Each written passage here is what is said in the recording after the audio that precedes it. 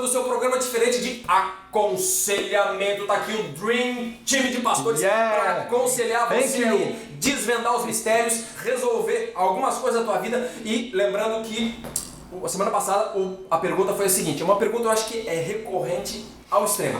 Pastor, o que eu faço quando eu não consigo ouvir a voz de Deus? Eu acho que tem muita gente que tem isso aí, né? Muitas fases. O Sérgio falou o seguinte, foi pragmático. É o seguinte, lê a tua Bíblia e que você vai ouvir a voz de Deus, ponto final. A Jaqueline, ela disse o seguinte, credo, um cristão que não ouve a voz de Deus, que cristão é esse? Já meteu o pé no balde, né?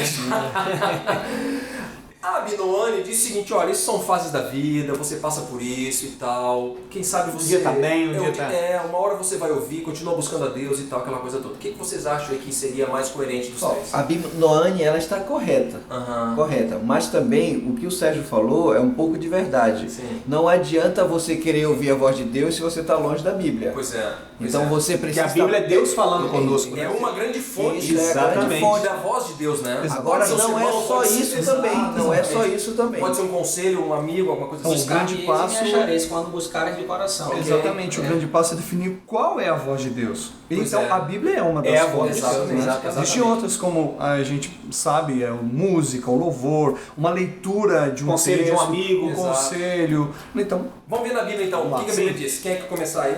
Bom, pastor, lá em Salmos, capítulo 13, no verso 1, ele traz aqui pra gente que Davi também passou por essa situação, né? O que nos consola, momento, né? Um patriarca, um rei, né? Diz assim, até quando, Senhor, esquecer-te-ás de mim para sempre? Até quando ocultarás de mim um rosto?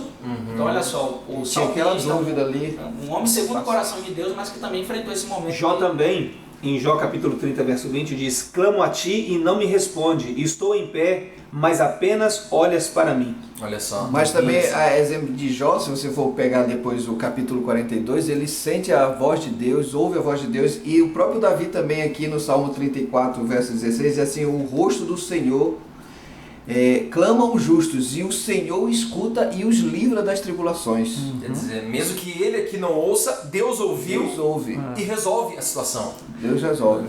Romanos 10, aqui no verso 17, diz assim, e assim a fé vem pela pregação, e a pregação pela palavra de Cristo. Então, a gente ouve a voz de Deus através da mensagem, e a mensagem é a palavra. A Bíblia também é uma forma da palavra. Interessante é que tanto o texto que o pastor Andrade leu e o texto que eu li, são dois personagens que estavam meio difícil. Exato. Como esse jovem que fez a pergunta para nós.